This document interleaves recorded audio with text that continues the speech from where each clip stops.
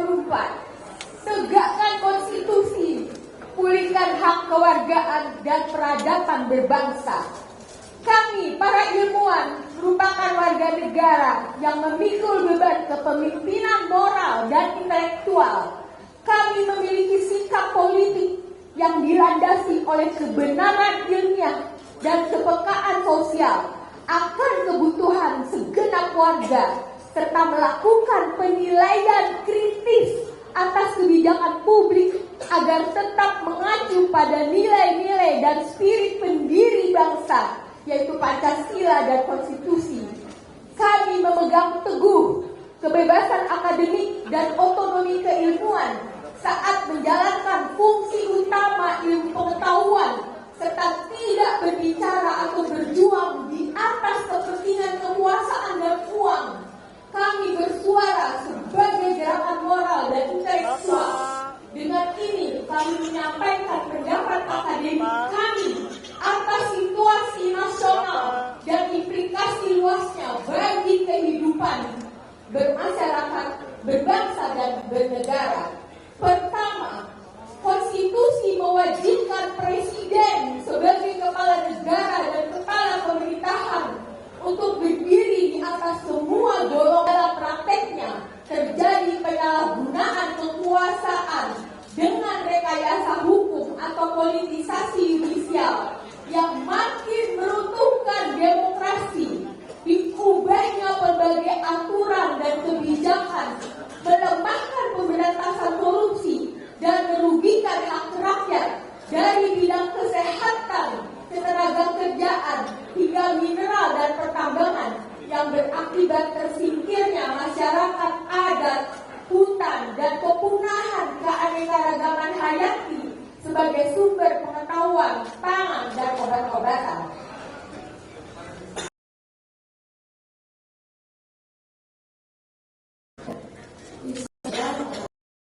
Menopang rakyat miskin nampak seperti pembiaran kemiskinan.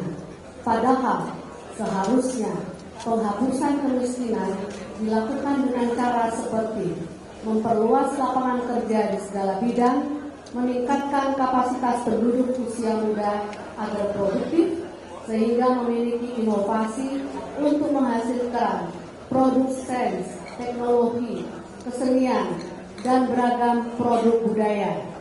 Keempat, selama 10 tahun, pemerintah telah melahirkan berbagai kebijakan yang telah mereduksi substansi pendidikan menjadi urusan administrasi belaka. Para pengajar dibebani berbagai borang penilaian, sementara substansi dan profesionalisme pendidikan terabaikan. Setiap tahun, prestasi pelajar kita dalam sains, matematika, dan bahasa semakin merosot.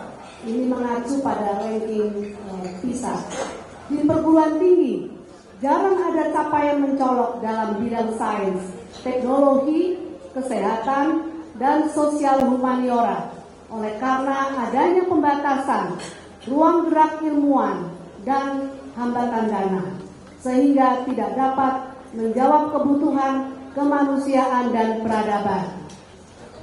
Kelima, telah terjadi kekerasan simbolik atau budaya melalui bahasa, simbol, representasi kekuasaan, penyalahgunaan ilmu dengan tujuan menyerang kesadaran, nilai, dan norma terkait kebaikan, kejujuran, kebenaran, dan keadilan demi membenarkan tindakan untuk mempertahankan kekuasaan.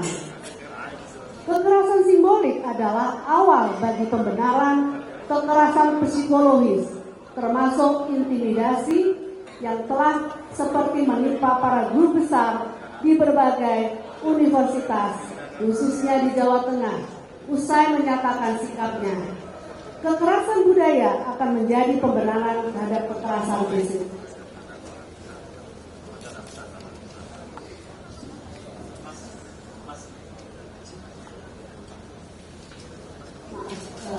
Kekerasan simbolik adalah awal bagi pembenaran kekerasan psikologis, termasuk intimidasi, seperti yang telah menimpa para guru besar di berbagai universitas, khususnya di Jawa Tengah, usah menyatakan sikapnya. Selanjutnya, kekerasan budaya juga akan menjadi pembenaran bagi kekerasan fisik. Atas penilaian situasi nasional di atas, bersama ini kami menyerukan: 1.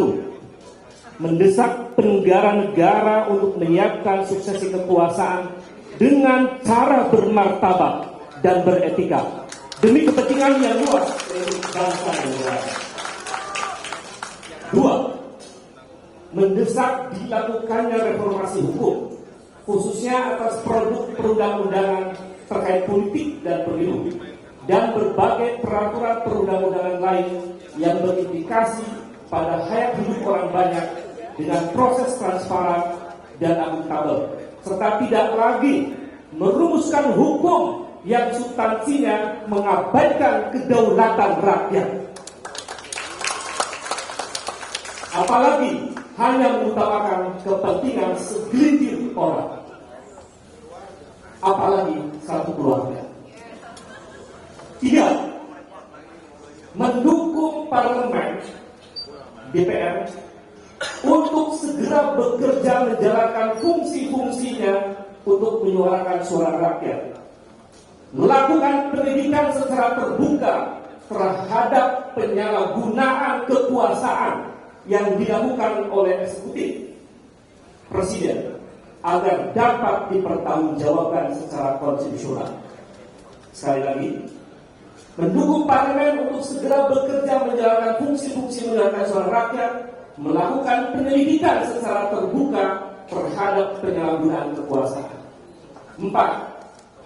Mendesak penghentian intimidasi terhadap warga negara, termasuk terhadap akademisi ketika menggunakan hak berekspresi, dan mengingatkan pemerintah untuk mematuhi konstitusi dan negara hukum.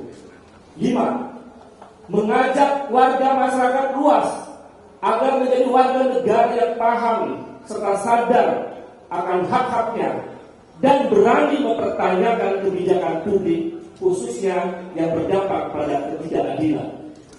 6. Mengajak kepada seluruh ilmuwan dari Sabang sampai Merauke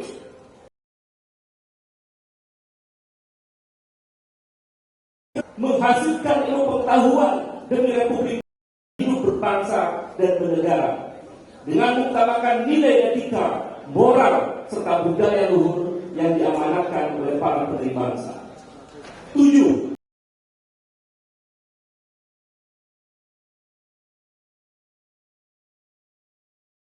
Korupsi dan nepotisme sebagai musuh bersama.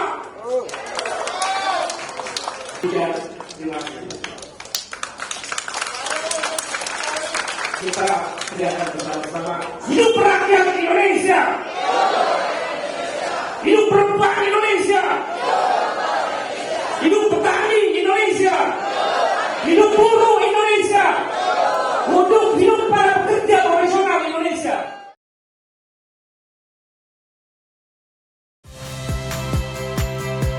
Saya Priska Clarissa. Saksikan program-program Kompas TV melalui siaran digital, pay TV, dan media streaming lainnya. Kompas TV, independen, terpercaya.